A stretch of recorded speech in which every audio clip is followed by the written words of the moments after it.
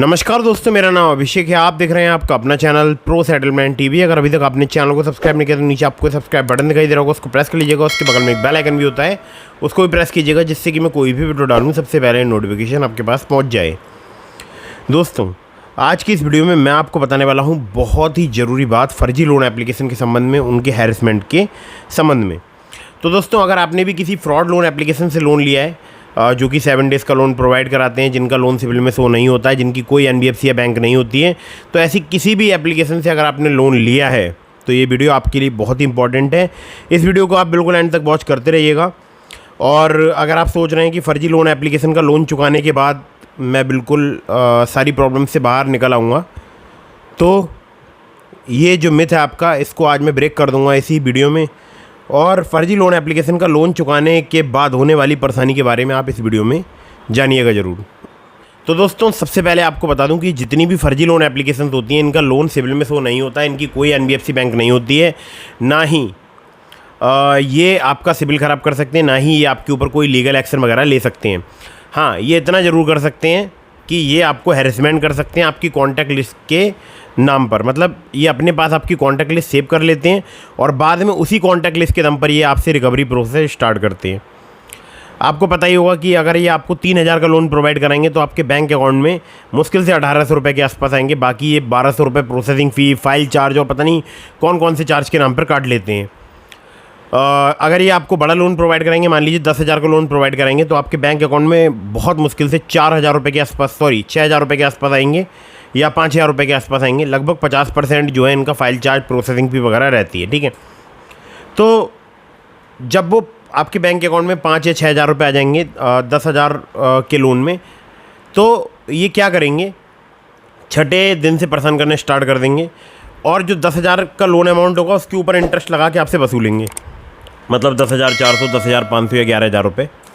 मतलब टोटल आपने लोन लिया 10,000 रुपये का और 7 दिन में आपको पेमेंट करना है 11,000 रुपये का। और आपके बैंक अकाउंट में कितने आए थे? केवल 5 से 6,000 रुपये। मतलब समझ रहे हैं आप, 50% से ज़्यादा आप इनको पेमेंट कर रहे हैं फ़र्जी लोन एप्लीकेशंस को। और आपको बता दूं कि अगर आप इनका पेमेंट कर भी रहे हैं, मान लीजिए आपने पेमेंट कर दिया और आपको ये लग रहा है कि आप इनका पेमेंट करने के बाद इनके जाल से बाहर निकल आएंगे, तो ऐसा बिल्कुल भी नहीं है। अगर आप ऐसा सोच रहे हैं कि इनके जाल से आप बाहर निकल आएंगे, तो देखिए, सबसे पहले मैं आपको बता दूं, इनके पास आपकी कॉन्टैक्ट लिस्ट होती है। ये दोबारा से क्या करेंगे, एक अमाउंट आपके बैंक अकाउंट में ट्रांसफ़र करेंगे और फिर से आपसे दुगने रीपेमेंट की डिमांड करेंगे। आपके बैंक अकाउंट में हो सकता है कोई पैसा कभी आया ही ना हो, लेकिन फिर भी आपसे पेमेंट की डिमांड कर रहे हो। आपने एक बार पेमेंट कर दिया, दोबारा से फिर आपको कॉन्टैक्ट लिस्ट भेज देंगे, फिर बोलेंगे कि हमें आपका पेमेंट रिसीव नहीं हुआ, आपको हम जो लिंक दे रहे हैं इस लिंक पर पेमेंट कर दो। अब आप ऐप को खोलेंगे तो वहाँ देखेंगे वहाँ से फिर से शो होने लगा पैसा। तो ऐसा चलता रहेगा, कभी भी इनका रीपेमेंट आप नहीं कर पाएंगे और कभी भी इनका लोन आपके ऊपर समाप्त नहीं होगा। ठीक है, मैक्सिमम केसेस में यही होता है, रीपेमेंट करने के बाद भी लोगों को हैरेसमेंट किया जाता है, बहुत ज़्यादा तंग किया जाता है। अधिकतर जो रिकवरी प्रोसेसिंग अभी रिकवरी जो प्रोसेस चल रही है वो पाकिस्तान से चल रही है, और पाकिस्तान को आपको पता ही, उसके हाल ही बुरे हैं खुद के, ना खाने को रोटी है ना पीने को पानी है, तो आप अच्छे से जानते हैं। तो पाकिस्तान जैसे देश से जो है, नापाक देश से ये रिकवरी प्रोसेस चल रही है और लोगों को काफ़ी ज़्यादा हैरेसमेंट किया जा रहा है। भारत से बहुत सारा पैसा ये लोग सूत रहे हैं। सूतने का मतलब 5,000 रुपये का लोन प्रोवाइड कराया, 10,000 रुपये निकाल लिए। मतलब समझ रहे हैं आप। और कभी कभी ऐसा है कि जैसे किसी ने किसी ऐप को डाउनलोड करके सिर्फ लॉगिन किया था, ठीक है, सिर्फ लॉगिन किया था, अब कॉन्टैक्ट लिस्ट पास में आ गई, फ़ोन नंबर भी आ गया, तो हैरेसमेंट करने स्टार्ट कर दिया इन लोगों ने। तो जब आप ऐप इंस्टॉल करते हैं कोई भी, उस वक्त आप बहुत सारी परमिशन देखते हैं, लेकिन ये मतलब परमिशन देते हैं और आप ये नहीं सोचते हैं कि ये जितनी भी आप परमिशन प्रोवाइड करा रहे हैं ये आपके लिए बहुत प्रॉब्लम खड़ी कर सकती हैं। और मैं ये पर्टिकुलर लोन एप्लीकेशंस की बात नहीं कर रहा हूँ, आप कोई सी भी ऐप इंस्टॉल करते हैं, ज़्यादातर केसेस में, मतलब 99.99% लोग उन जो परमिशंस हैं उनको देखते ही नहीं हैं, उनको अलाउ करते चले जाते हैं। उसी में परमिशन होती है कॉन्टैक्ट की, मैसेज की, मीडिया स्टोरेज की। तो वो जो भी परमिशंस आप प्रोवाइड कराते हैं वो सब वो रीड कर सकते हैं जिनकी लोन एप्लीकेशन है या वो जो एप्लीकेशन है।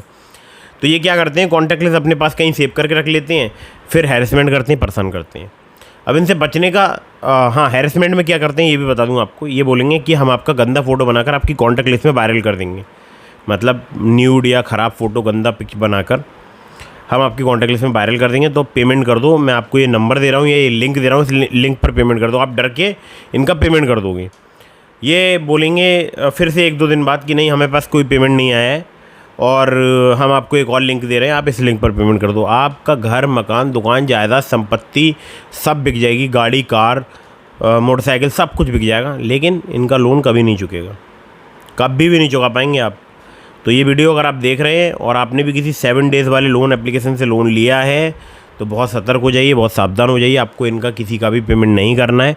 जितनी भी 7 दिन वाली लोन एप्लीकेशन है जिनका लोन सिविल में शो नहीं होता है, जो कि loan agreement letter, sanction letter provide नहीं कराते हैं और या प्रोवाइड भी कराते हैं तो जो है वहाँ पर किसी फर्जी NBFC कंपनी या फर्जी बैंक का नाम लिखा होता है उस लोन एग्रीमेंट लेटर पर, जो कि आपके सिविल में शो नहीं करती है। जो जेन्युइन या NBFC रजिस्टर्ड लोन एप्लीकेशंस होती हैं वो आपको एक बड़ा टेन्योर प्रोवाइड कराती हैं, ठीक है, 62 दिनों का, इससे ज़्यादा का, 90 दिनों का, 180 दिनों का, 6 महीने का, 8 महीने का, 1 साल का, ठीक है। बट जो फर्जी लोन एप्लीकेशन होती हैं वो केवल 7 दिनों का ही लोन टेन्योर प्रोवाइड कराती हैं। किसी केस में मैंने कभी देखा है कि 15 दिन का टेन्योर मिला है, किसी केस, मतलब अब तक 2 या 3 कॉल्स मेरे पास ऐसी आई हैं यहाँ पर 15 दिन का टेन्योर जो है वो मिला है, ठीक है। तो अब आपको करना क्या, बचने के लिए आपको ये करना है, जब भी इनके रिकवरी एजेंट का कॉल आए तो आप इनको सिर्फ इतना बोलना कि आप अपना loan agreement letter, sanction letter मुझे प्रोवाइड करा दो। प्रोवाइड ये कराएंगे नहीं, या अगर रिकवरी एजेंट का फ़ोन नहीं भी आता और आपको पता है आपने किसी 7 डेज़ वाली लोन एप्लीकेशन से लोन लिया है, तो आप नियर बाई पुलिस स्टेशन जाइए, पुलिस कंप्लेंट रजिस्टर कराइए, या आपके नियर बाई कोई साइबर क्राइम पुलिस स्टेशन है वहाँ पर जाइए, या 1930 पर आप कॉल कर सकते हैं जो कि साइबर क्राइम हेल्पलाइन है, या फिर आपको ऊपर मैं वेबसाइट दिखा रहा हूँ, आप इस वेबसाइट पर जाकर भी कंप्लेंट रजिस्टर करा सकते हैं, ठीक है। अब जब आप कंप्लेंट रजिस्टर कराएंगे तो आपको एक बात ध्यान रखनी है, उस कंप्लेंट में एक बात ज़रूर लिखवानी है कि मुझे डर है कि ये फर्जी लोन एप्लीकेशन मेरे आधार कार्ड, पैन कार्ड का भी मिसयूज कर सकते हैं, ठीक है। अब ये लाइन ऐड कराने का मतलब क्या है, इस लाइन से क्या होगा, इन फ्यूचर अगर कभी भी आपके आधार कार्ड, पैन कार्ड का मिसयूज होगा तो प्रोटेक्शन के लिए आपके पास ये कंप्लेंट होगी जो कि आपको बहुत हद तक राहत प्रोवाइड कराएगी, ठीक है।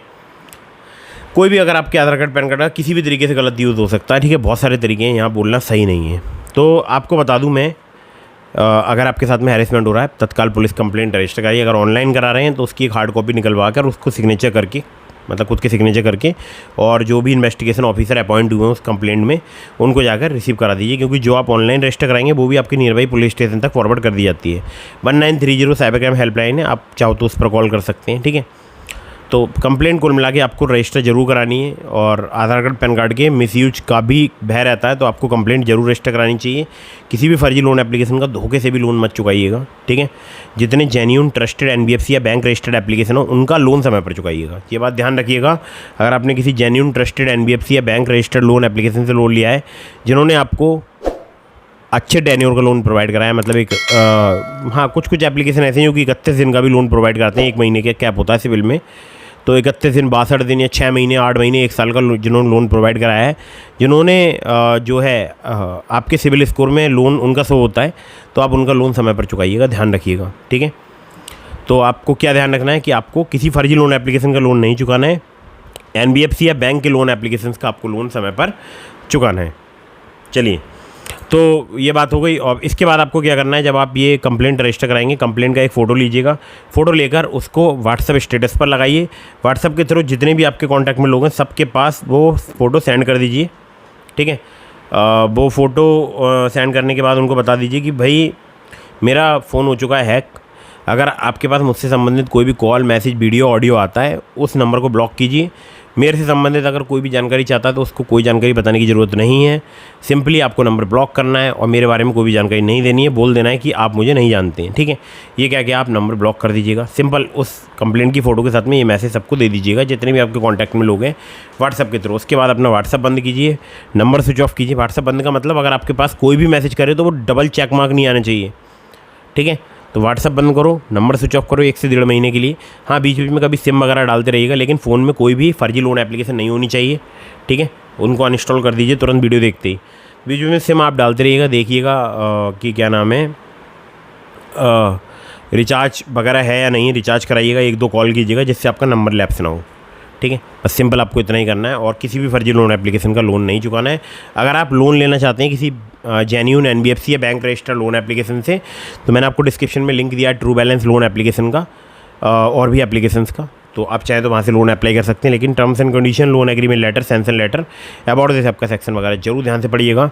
और अननेसेसरी आपको कभी भी लोन नहीं लेना है। जब भी आप लोन लें, लोन का समय पर भुगतान करें। एक बात और आपको ध्यान रखना है, मैं तो हमेशा वीडियो में बताता ही हूँ कि हमेशा जेन्युइन ट्रस्टेड एनबीएफसी या बैंक रजिस्टर्ड लोन एप्लीकेशन से ही आपको लोन लेना चाहिए।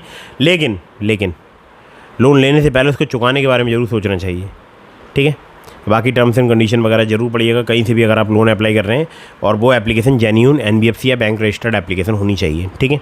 बाकी मैंने आपको लिंक तो दे दिए हैं, वो सभी जेन्युइन ट्रस्टेड एनबीएफसी या बैंक रजिस्टर्ड लोन एप्लीकेशन के लिंक है। मैंने अपने टेलीग्राम चैनल का लिंक दे दिया आपको, अगर अभी तक आपने ज्वाइन नहीं किया ज्वाइन कर लीजिएगा।